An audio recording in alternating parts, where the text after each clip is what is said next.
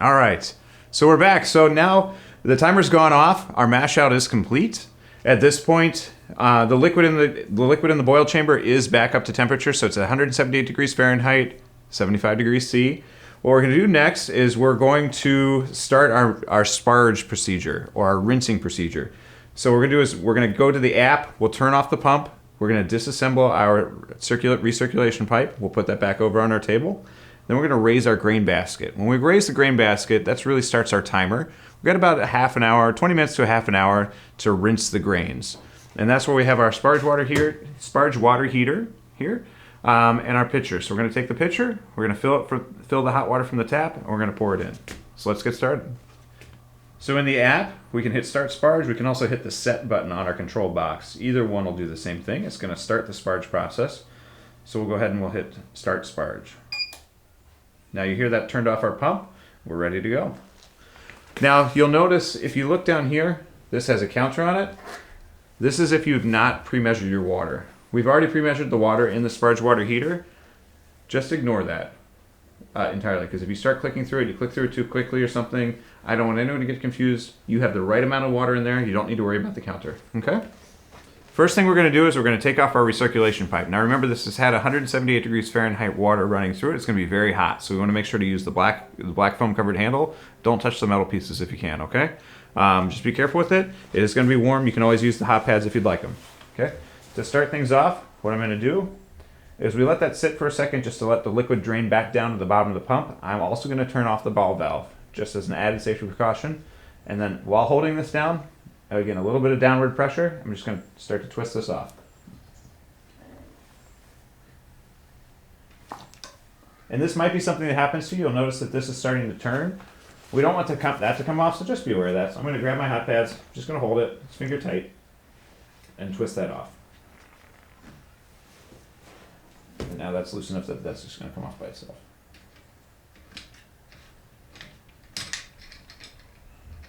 All right. And this is why we have the spill pad. So now I'm going to open this back up for the next time so I don't forget. And this goes right back on this. Don't worry about getting this dirty. It's totally okay. The little cover, that's what it's for. Next, we're going to grab our basket handle. We're going to lift our grain basket. Now, just be prepared. This is a lot heavier than when you put it in.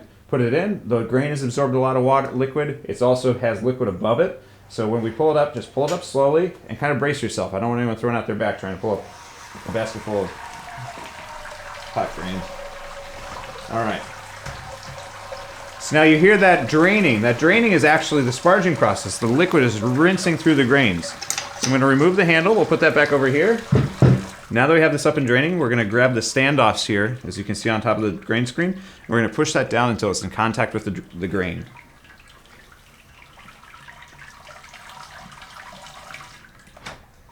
All right.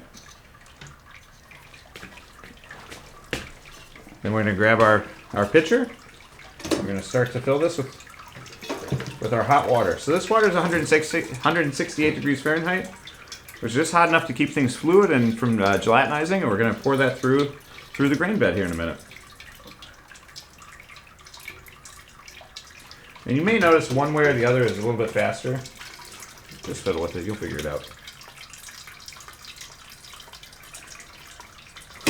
So I put in about 2 liters, and I'm just going to pour that. I'm going to pour it down the side, and it's going to kind of reflect off of the sides and kind of spread out over it. And really my goal is I always want to have a little bit of water above it for this entire time, and that's going to keep enough pressure to keep rinsing the grains through, but it's not going to be so much or so little that the grains are either going to dry out or that's all going to go through one spot.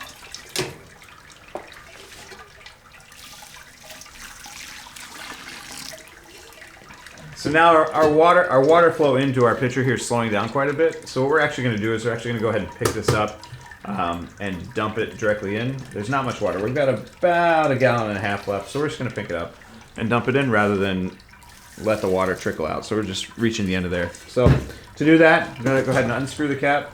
And again, be careful, this is hot inside. This one is at least double walled, so it's not going to be hot to the touch outside. It'll be warm, but it's not hot. But you just want to be careful. It is still nice and toasty on the inside here. So we'll pick that up, and we're just going to gently pour this just the same way we were. That's just a little bit easier than waiting for the pitcher. And again, we don't want to pour it all at one time here, because we don't want a huge amount of hydrostatic pressure on top. I'll put it back on. We'll probably do that 2 more times, and then we'll be done. Okay, so now that the dripping has slowed down a lot, I like to think about it kind of like popcorn in a microwave. As the drips start to kind of go drip, drip, drip, that's your cue to go ahead and remove the grain basket. So we're going to go ahead and grab our grain basket handle, and more importantly, before we do that, we're going to grab our grain bucket. So grain bucket in this case is dual purpose. It brings the grains, it's also going to take them home. Go ahead and pull the handle in. And then with 2 hands, and again, remember this is going to be pretty heavy, or heavier than it was. I'm just going to lift that out, give it a shake, make sure all those drips are out, and then very quickly kind of transfer it over here. And it's not going to sit in there straight. This is perfectly okay. You're not going to knock it over. You can knock it over if you try, but that's just going to drain in there. Let it drain in there. It's going to be perfectly fine. You don't need that liquid. The majority of the liquid is already in here, and we're nearly up to boiling temperature too. Next, we're going to grab our hop spider. I don't know why it's called a hop spider, but it's essentially just a giant stainless steel mesh basket, and this is going to clip right on one of these support rings. It doesn't matter which one, just go ahead and pick one and put it on there. All right, now we're going to go back and grab our hops and our yeast out of the refrigerator. We're going to go ahead and leave the yeast in the refrigerator right now, but we're going to grab the hops, and I'll be right back.